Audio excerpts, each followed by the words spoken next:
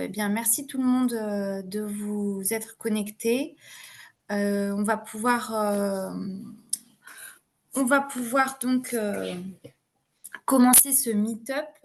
Et donc, juste un petit rappel de contexte, le LZAP organise régulièrement des meet-up pour mettre en valeur les travaux relatifs au SNDS, le Système national des données de santé. Et en particulier, dans le cadre des meet-up, on cherche à valoriser le partage des connaissances, des codes sources, de la documentation de manière générale en open source.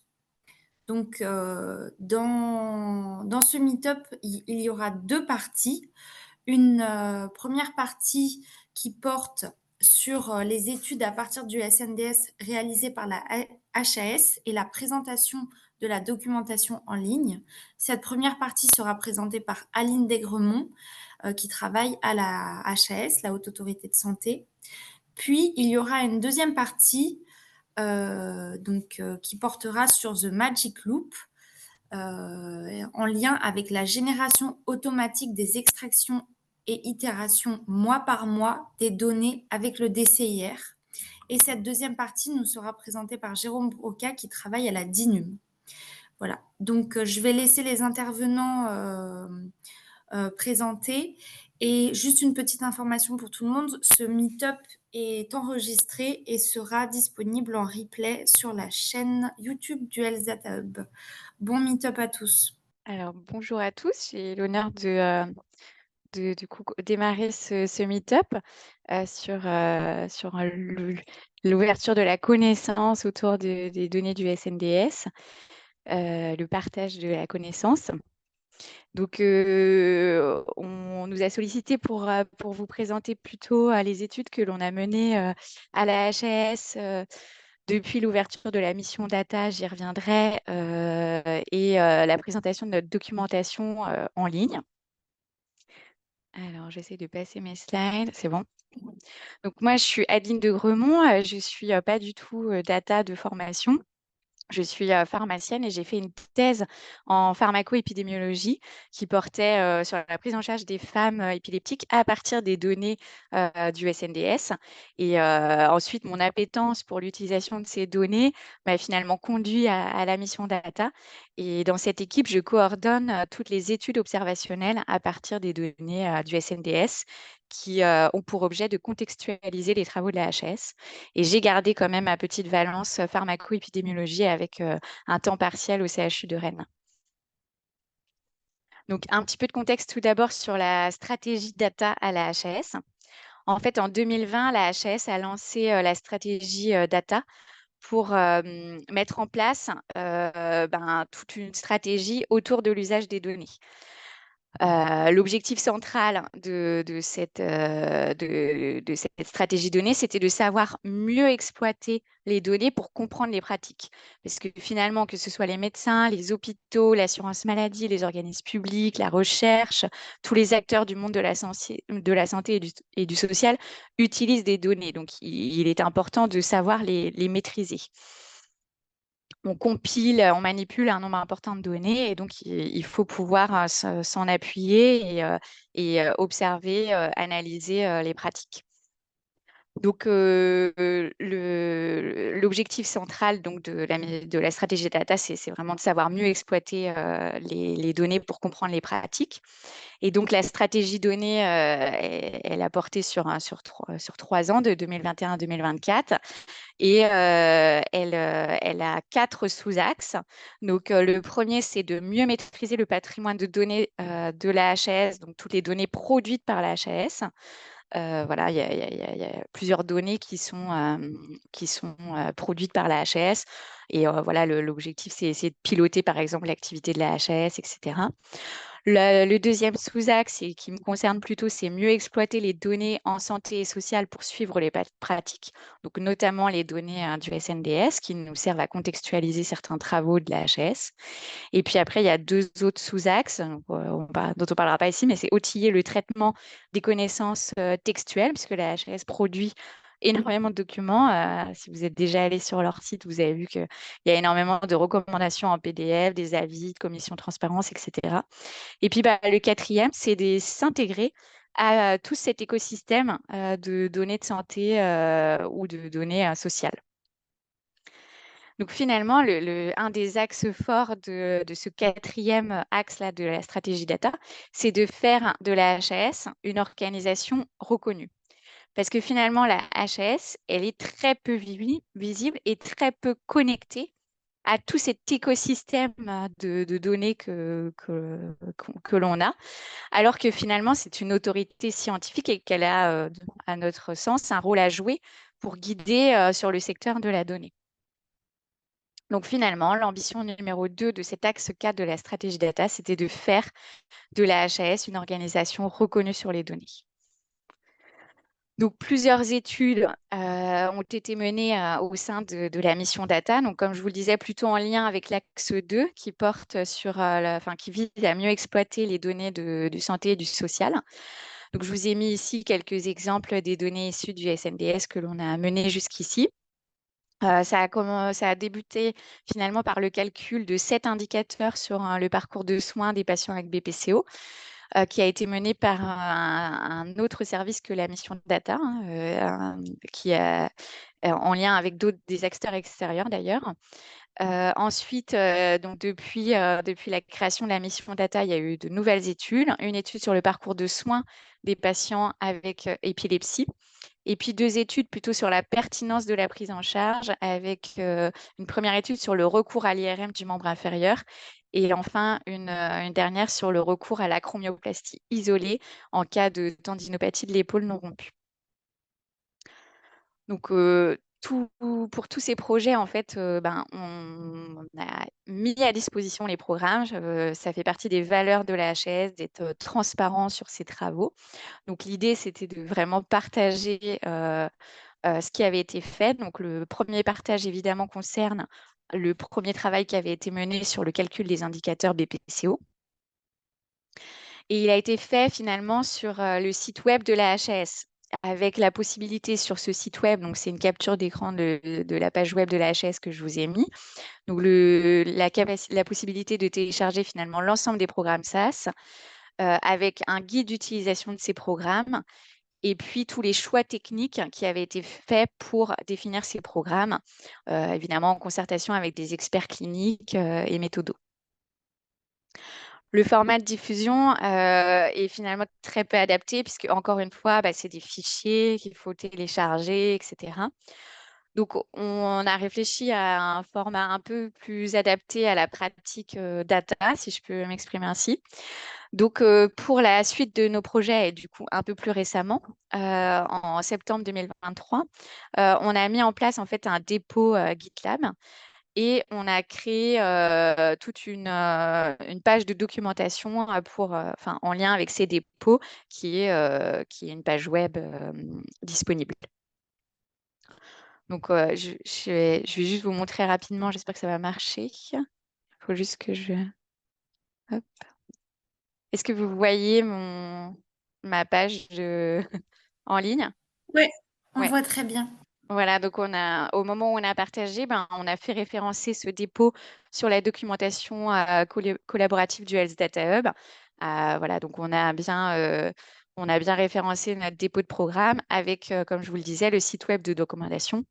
Donc on va revenir sur ces deux éléments. Voilà, donc on a à gauche la page de documentation et puis à droite le dépôt GitLab. Je vais revenir en détail sur ce que contiennent ces deux pages. Donc, la page web de documentation, elle contient finalement une description du projet ou de l'étude qui a été réalisée pour remettre un peu de contexte sur à quoi nous a servi l'étude, son objectif, une petite illustration des principaux résultats pour que la personne extérieure sache à quoi s'attendre finalement quand elle réalise le programme. Donc voilà, par exemple, là, je vous ai mis sur la pratique de recours à l'IRM du membre inférieur, tout le petit contexte, le projet, etc. Je vous redéroulerai ensuite en ligne, ce sera peut-être plus visuel. Ensuite, on a tout le contexte technique, les données utilisées. Donc, on essaie, dans la mesure du possible, de vous dire si on a utilisé uniquement, par exemple, le PMSI, le DCIR, éventuellement quelle table, et puis tous les logiciels de traitement utilisés. Donc, pour l'instant, les logiciels qu'on a utilisés, c'est SAS, hein, on se sert du portail de, de l'assurance maladie. Mais on a aussi récemment utilisé R sur le portail de l'assurance maladie. Et donc, à venir, on aura aussi des traitements sous R. Et donc, dans ce cas, on vous précisera évidemment les packages utilisés. Donc, voilà la petite note de contexte technique avec les champs du PMSI concernés et puis si le DCIR est concerné ou pas dans notre analyse. Ensuite, nous avons tous les liens utiles donc vers les travaux de la HAS qui permettent finalement de se rapprocher du contexte, de savoir un peu plus ce que l'on a fait sur ces travaux. Et puis, ben, les programmes, évidemment, que vous pouvez du coup consulter. Donc voilà, je vous ai remis ici les documents et puis les programmes. Et enfin, on a toutes les personnes à contacter. Donc, pour les travaux en cours, c'est essentiellement la mission data, mais évidemment, on a travaillé en lien avec les autres services de la HS. Donc, il peut y avoir des fois dans les contacts une personne extérieure à notre équipe. Et puis, évidemment, des fois, des acteurs extérieurs qui nous ont aidés sur le projet. Donc là, voilà, pour toujours sur l'IRM du membre inférieur, ce qu'on avait mis.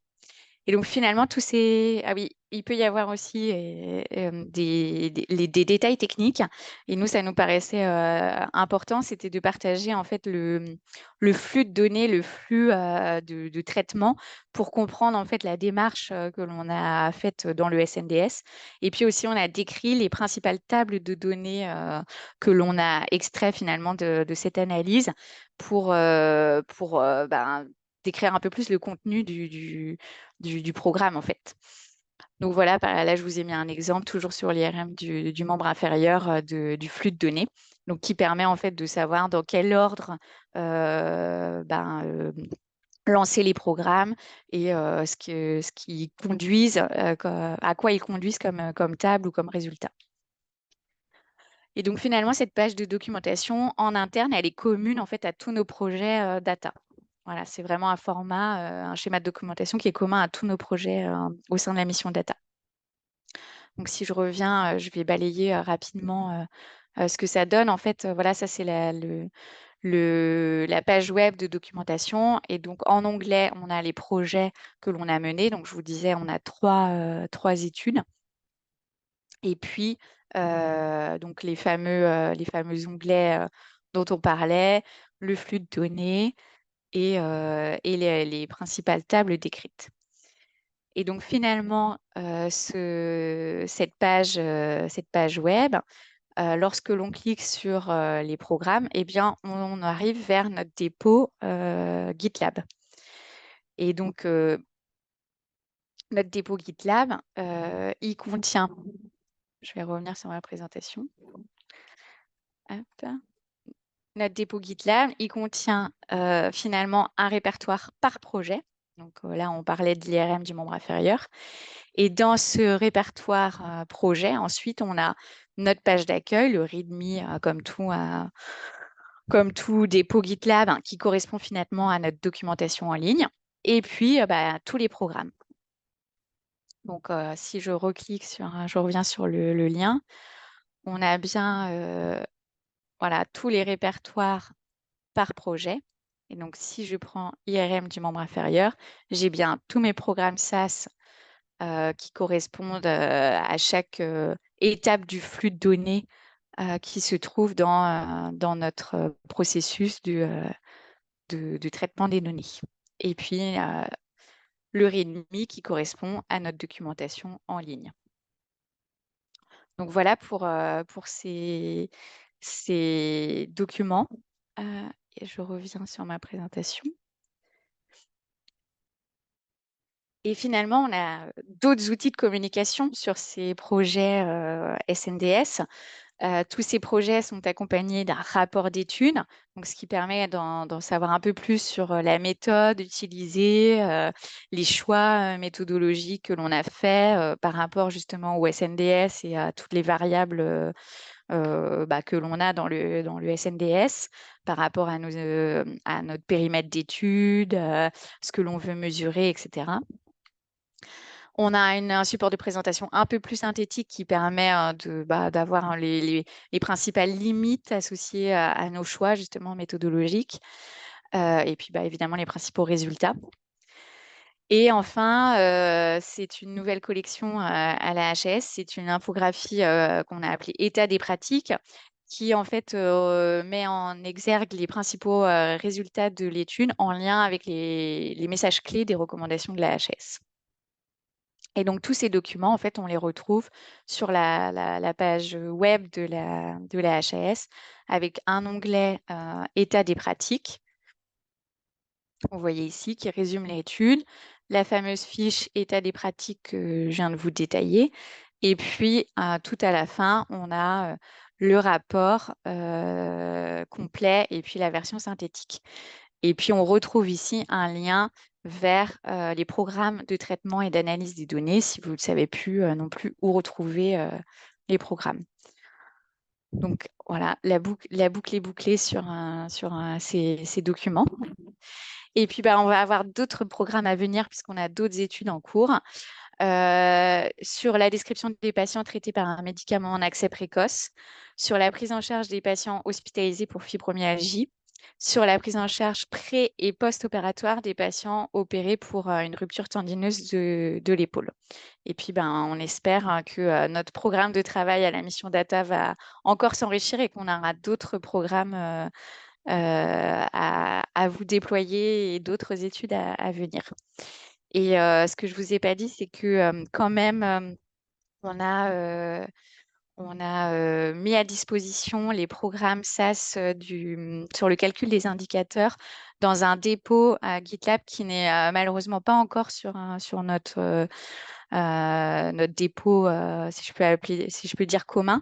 Mais voilà, ils ont aussi un dépôt dédié avec les programmes SAS et donc qui vient compléter la page web de la HAS sur lequel on peut télécharger tous ces programmes SAS. Voilà, donc je vous écoute pour des questions éventuelles. Alors, Alors, il il y a y une a une question question en ligne. dans Oui. le... Oui, allez-y. Alors, est-il possible de rencontrer la mission data de la HAS pour présenter un plan de génération d'évidence sur données de vie réelle et recueillir des commentaires?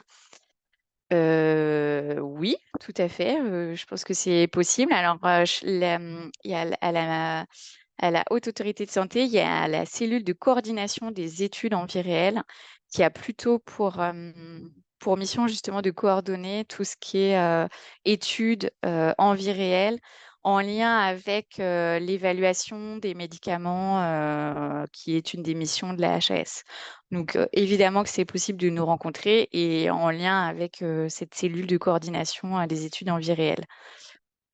Alors, comment sont définies les thématiques d'études menées par la mission Data? Comme c'est assez récent, la stratégie est encore à définir, mais il a été acté très récemment que dès lors que les programmes de travail du service, par exemple des bonnes pratiques, est établi, et bien en fait, ils nous sollicitent au moment où ils sont en train de définir ce qu'on appelle ici la note de cadrage qui permet de cadrer le périmètre de la recommandation.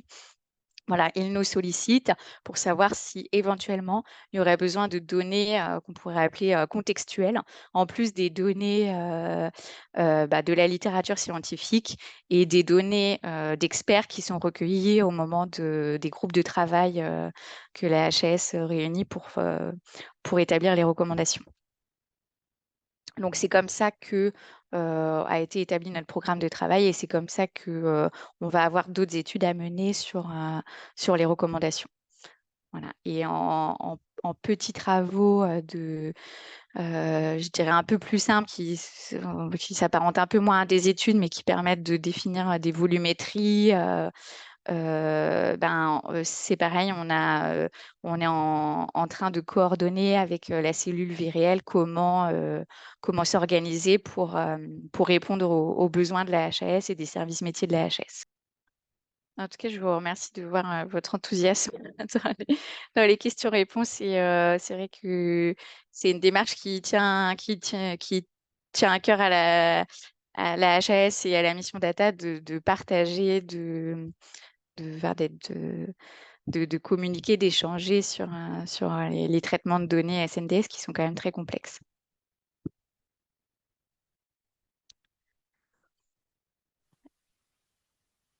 Pour répondre à la question suivante, avez-vous connaissance d'initiatives similaires d'autres organismes publics comme la CNAM et EPIFAR? Donc, on a des discussions actuellement en cours avec EPIFAR pour éventuellement qu'il y ait des collaborations avec EPIFAR. Après, peut-être que dans le cadre de ces collaborations, il pourrait y avoir un partage. En tout cas, pour l'instant, nous, on n'a pas du tout connaissance de ce partage. Et concernant les travaux de la CNAM, je sais que récemment, on leur avait posé la question, puisque sur les parcours épilepsie, on a dû définir un algorithme d'identification des patients avec épilepsie. Les patients avec épilepsie font partie des top cartos de la CNAM et donc sont dans si vous connaissez data pathologie, font partie des pathologies pour lesquelles il y a un dénombrement de patients et un calcul de dépenses. Du coup, on leur avait demandé de partager. Et est-ce qu'il y aurait un partage de justement tous ces algorithmes de définition de pathologie et de dépenses? Et je crois qu'il y a un travail en cours, mais c'est toujours malheureusement un peu flou, si je peux me permettre. Et donc, il y a tout un travail, je crois, avec le Health Data Hub de traduction en R des programmes SaaS. Donc, je sais que c'est en cours. Après, est-ce que c'est à venir à court terme ou à long terme? C'est une autre question. Et autrement, à ma connaissance, toute la formation qui est par rapport au programme CNAM, en fait, se trouve au sein du portail de l'assurance maladie.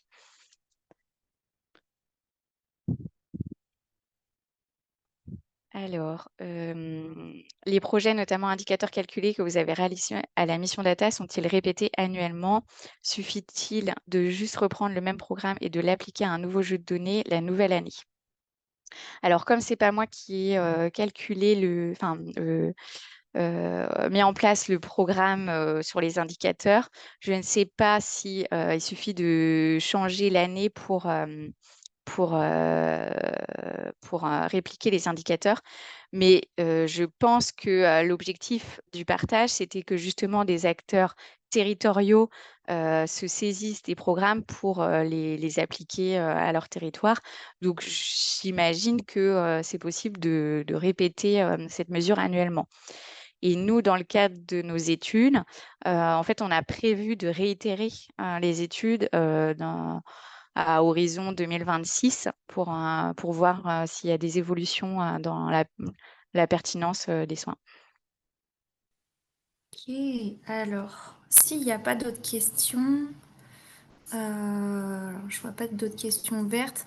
Merci beaucoup, Adeline, à la fois pour la présentation. Merci pour et l'invitation. pour- Merci. De rien. Et merci aussi pour vos réponses très complètes aux nombreuses questions. On va pouvoir passer à la deuxième partie.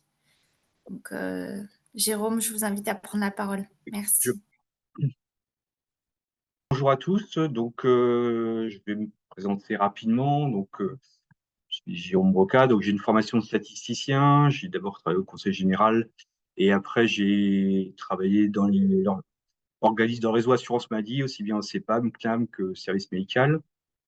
Puis j'ai intégré l'ARS Centre-Val de Loire et puis maintenant je suis actuellement chef de projet de données de santé à la direction du numérique du ministère dans le cadre des SI mutualisés des ARS. Donc en fait, on a un service à compétences nationales qui qui aidons donc les ARS sur la thématique, donc en tout cas SI, et il y a une mission data, un peu comme à l'HS, mais on est plus en soutien et accompagnement des ARS. Alors, je suis aussi formateur, formateur CNAM, avec la CNAM sur le CNDS. Voilà. Alors, du coup, concernant la Magic Loop, qu'est-ce que c'est, donc là, c'est un petit rappel de cours. Je vais faire mon ancien prof. Donc, en fait, quand on fait le cours DCR, les données sont partitionnées en dates de flux. Et donc, la consigne, en tout cas, les bonnes pratiques, c'est de dire je fais des données mois par mois, puis j'agrège les résultats. Donc, là, voilà. Donc, si j'ai des soins entre le 1er janvier et le 30 juin, donc logiquement, donc là aussi, on aurait 2 mois de recul de remboursement. On doit faire 8 requêtes, puis donc après les agréger. Donc c'est vrai que alors ça se fait là-dessus, il n'y a pas de sujet. Bon, ça peut être un peu compliqué. Donc là, l'idée en fait, la Magic Loop, c'est justement d'être un facilitateur par rapport à ça. Donc l'idée c'est d'éviter d'avoir un connectorat. Donc je mets au point ma requête sur un mois, j'applique la Magic Loop et je récupère des résultats sur l'ensemble de la profondeur de données qui m'intéressent. Donc ça, c'est le grand principe. Alors, donc voilà, donc en fait, ça se fait en 5 étapes que je vais décrire. Donc, 1, on élabore une requête. 2, on intègre dans la Magic Loop. 3, on modifie les paramètres avec ses propres paramètres. On exécute la Magic Loop et on récupère en sortie donc une table prête à l'emploi, donc prête à l'emploi après pour pouvoir faire des calculs. Donc, comment ça se passe concrètement? Voilà, vous pouvez faire une requête donc sur on fait ma requête à moi, donc je mets au point donc une requête sur un mois de flux avec donc une condition sur un effet XDTD. Alors là, vous faites comme vous voulez, dans le sens où soit je fais directement avec le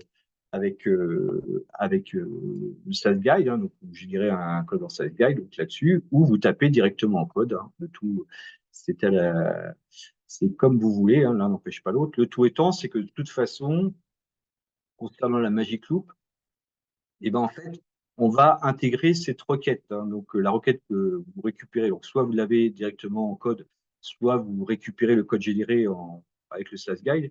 Et derrière, on change les paramètres dans Param Magic Loop, donc qui est disponible sur le portail SNDS là-dessus. Et donc, la modification, donc par rapport à vos dates que vous avez mis en dur, vous changez ce qui est en jaune. Donc, au lieu de mettre des dates donc, XSY-DTD, au lieu de mettre des dates de début et dates de fin de soin, donc vous mettez between un début soin, un fin de soin. Et pareil, un effet X10 DTD, des flux à la place de la date de mise à disposition que vous avez générée dans votre première requête.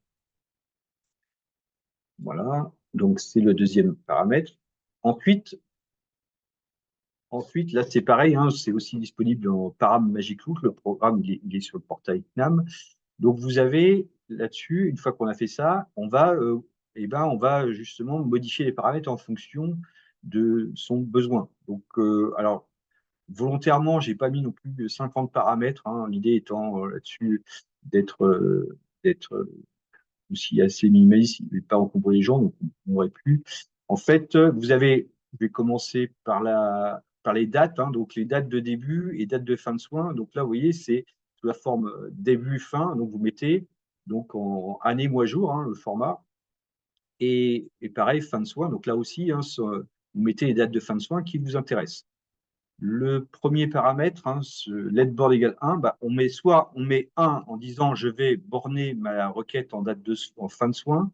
Donc, ce qui veut dire que elle restera dans les bornes qui sont là, avec derrière. Soit on peut mettre 0 aussi, c'était l'option que j'ai retenue en disant si par exemple on veut suivre la montée en charge d'une nouvelle prestation, on met 0 et donc et ce qui comptera, ça sera que la date de début. Et après, il va chercher tous les flux derrière, tous les flux qui l'intéressent derrière. Donc, ça peut être aussi, si vous voulez, avoir une date de début et puis après qu'il puisse aller aussi loin qu'il veut, et avec l'option 0, vous pouvez tout à fait le faire. Et derrière, let NB flux, ça me donne la date de soin. Donc là, ici, on met, donc le principe, c'est j'ai fait ma requête sur sur un mois. Je l'ai appelé, alors j'ai oublié de le dire, c'est vrai qu'il faut l'appeler sa table conso, hein, c'est écrit dans le tuto, hein, TSU. Et derrière, une fois qu'on a ça, donc on rentre les paramètres sans les formats qui sont assez compliqués, hein, sans le format datetime, hein, côté SMDS. Vous les rentrez année, mois, jour, donc c'est vrai que c'est plus simple. Et à partir de là, une fois qu'on a ça, et ben, lui, il va se débrouiller. Alors, quand je dis il va se débrouiller, c'est-à-dire que on va exécuter l'instruction magique. Et puis, bah, on attend que ça se fasse, hein, c'est-à-dire que bah, lui tout seul, on récupère le résultat. Donc, en fait, qu'est-ce qu'on a en sortie, hein? Donc, une fois que l'exécution est faite, hein, lui, ce qu'il va faire, il va donc passer tout seul, hein, X fois. Donc là, ici, on avait demandé 6 mois, puisque du 1er janvier au 30 juin. Donc, ici, je lui ai demandé 6 mois de soins. Et je lui avais dit, on recule de 2 mois de remboursement. Et ben lui, tout seul, il va faire le travail de savoir quelle date de flux il a besoin de prendre. Donc, à partir des dates de soins que vous avez. Donc, et donc là, ici, pour le coup, on a il fait 6 boucles, hein, puisque dans l'exemple, dans le cas présent, on avait 6 mois plus 2 mois de flux derrière. Donc, vous avez donc la première table, hein, Verif Magic Loop, qui nous permet de voir comment s'est passé vos requêtes. Donc, à la fois, il vous répète la boucle. Donc, il dit, ici, on voit qu'il y a 8 boucles. Les dates de flux successives, donc début de soins entre 1er et 30 juin, donc la première date de flux, bah, c'est au premier jour du mois suivant, donc c'est le 1er février 2020. Et donc, ainsi de suite, donc il reprend, donc il l'a fait 8 fois, et donc vous avez donc ce qui est intéressant, c'est que vous avez ici une variable qui me donne aussi le temps passé de chacune des requêtes, donc en secondes, donc durée 48 secondes, première 57, et après temps total, donc qui cumule 48 plus 57, ça fait 105, etc. Et donc, ça vous donne le temps total. Et là aussi, vous avez aussi à côté le nombre de lignes qu'il a ramené à chaque étape, et pareil, la cumule. Donc, ça peut être assez intéressant aussi, déjà, avant de regarder les résultats, bah, de regarder un peu comment ça s'est passé. Et vous avez les temps de chacune des itérations. Donc, vous voyez que ce n'est pas toujours la même. En gros, hein, quand on travaille sur un mois de flux, hein, bah, on est quand même à moins d'une minute. Hein, donc là, c'est quand même assez intéressant par rapport à ça. Et donc, derrière, c'est la table, là, c'est de vérification, donc là-dessus. Et derrière, vous avez une table Compile Conso qui, il va vous faire votre table définitive, donc avec tous les mois compilés dans une seule et même table. Seul, et vous avez plus, en gros, qu'après à avancer. En tout cas, à partir d'une requête bâtie sur un mois, on lui rentrez les dates de début et de fin de soins, et lui recalcule derrière et vous compile dans une seule et même table. C'est en termes de facilitateur. Alors, tout ça, c'est bien disponible sur le portail. Donc, il y a un tuto plus précis, hein. Là, j'ai fait une petite présentation, mais dans le portail SNDS, hein, il y a le tuto, les paramètres, hein, l'exemple. Hein. Donc, ça a été quand on l'a mis en ligne. Et maintenant, hein, c'est aussi pour ceux qui ont eu des formations assez récentes, la Magic Loop est aussi intégrée dans le cours d'essai, DIP. Voilà. Alors, avant que les gens aient déjà des questions, j'en pose déjà deux, ça permet au moins déjà deux petites questions. Alors, donc par rapport au fait que pour ceux qui veulent travailler sur les tables de l'échantillon simplifié, bah oui, hein, donc ça marche pareil. Hein, là aussi, les itérations, au lieu de faire votre requête sur les tables du DCIR, on peut tout à fait faire la même chose puisque le principe est le même, la structure est la même. Donc, vous mettez au lieu de mettre les tables du DCIR, vous mettez les étapes de l'échantillon et il vous fait la même chose, il vous récupère une table compilation. Et intéressant aussi, donc ça marche aussi en asynchrone. Hein. Le tout étant, c'est que par défaut, là aussi, il vous génère une table qui s'appelle un peu générique Complicoso, qui est dans la work. Hein. Donc, évidemment, si vous la lancez en asynchrone, bah, la work, elle s'écrase. Hein. Donc, vous ne récupérez pas votre résultat. Ce qu'il faut derrière, c'est soit vous récupérez, euh, vous récupérez la table sur votre SAS Data 1. Donc, vous faites une étape supplémentaire en l'enregistrant sur une SAS Data 1. Soit bah, vous avez des traitements. Généralement, cette table, elle vous sert de base de travail, donc elle a toutes les lignes. Et après, pour les lignes de calcul, en tout cas, vous l'intégrez directement dans votre programme asynchrone et ça se déroule aussi de la même manière. Hein, donc, ça marche en asynchrone, ça marche sur les SND, le tout étant pour l'asynchrone de bien penser à ce que ça soit incorporé et récupéré donc un résultat derrière ou que ça découle par d'autres des calculs d'indicateurs. Mais ça s'intègre tout à fait. Alors, on peut poser d'autres questions. J'ai un tout petit truc avant, une petite animation. On va voir si ça marche. Hein. Tout à l'heure, répétition, ça a marché. Voilà. Qui résume un petit peu le principe.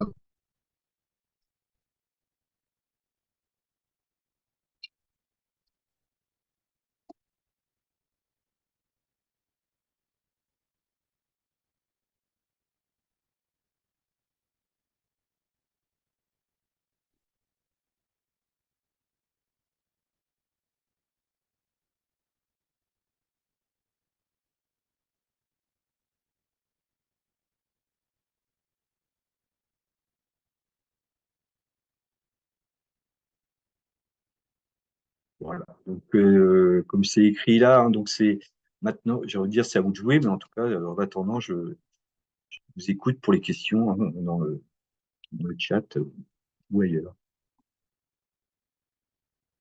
Alors, où est-ce qu'on peut trouver le tutoriel? Oui, le tutoriel, il est sur le portail SNDS, mais après, je peux l'envoyer. On peut le mettre aussi sur le site du HDH. Hein, il n'y a pas de souci. Hein. Donc, là, c'est vraiment pour faire pas à pas. Là, c'est un raccourci, mais tout à fait, il est tout à fait disponible dans la doc. Je l'ai remis. Hop. Voilà, peut-être que je repartage, mais non.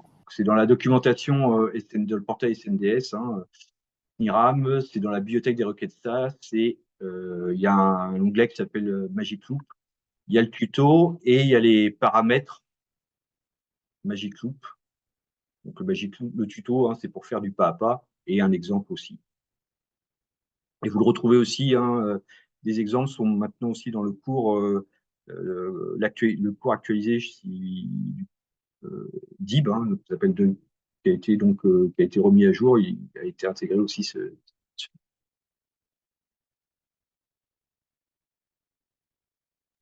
mais je peux vous l'envoyer hein, si.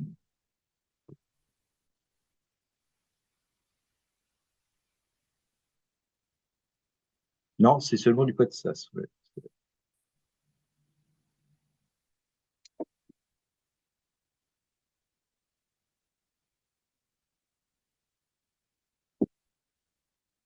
Je crois qu'il y avait Adeline aussi qui avait une question. Ah non.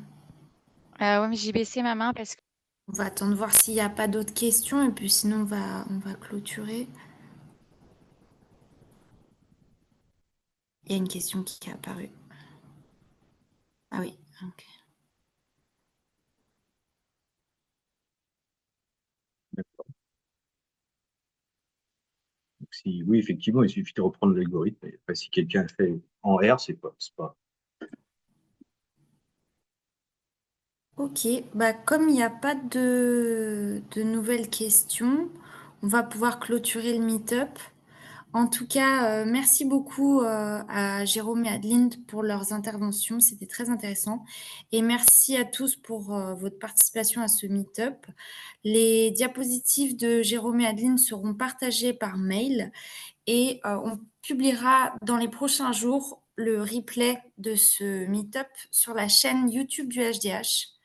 Donc voilà, merci à tous, merci Adeline, merci Jérôme. Bonne soirée tout le monde. Merci. Merci, bonne soirée.